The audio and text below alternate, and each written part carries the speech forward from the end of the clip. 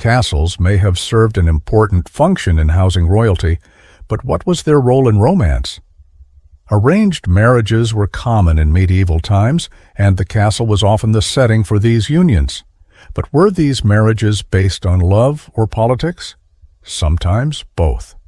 In some cases, the castle was a place where nobles could meet potential suitors.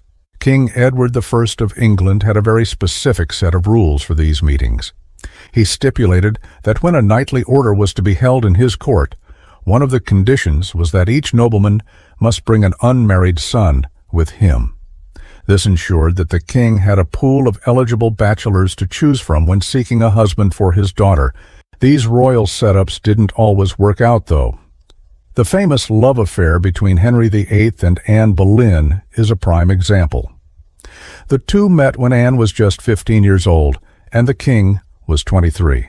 While their romance may have started out as something pure, it soon became clear that the king was infatuated with her, and he would do anything to make her his queen.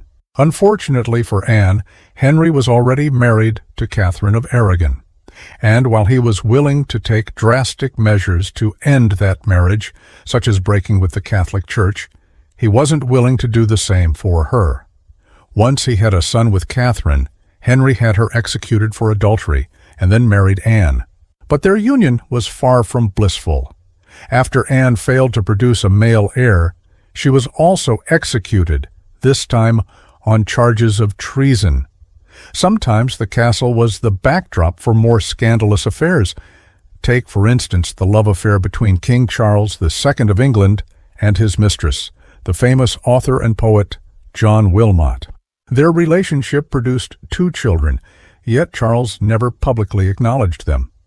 In fact, he kept his relationship with Willoughby a secret until he was more than 60 years old.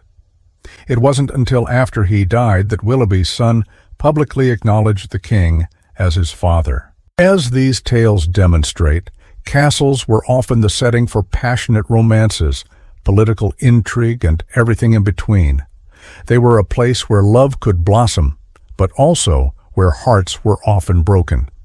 So the next time you visit a castle, remember that these 4 walls are not just a relic of the past, but also a testament to the power of love and the lengths people will go to for it. If you enjoyed this video, be sure to like and subscribe for more historical tales. And who knows, you might just learn a thing or two about those handsome princes and dashing rogues along the way. Until next time,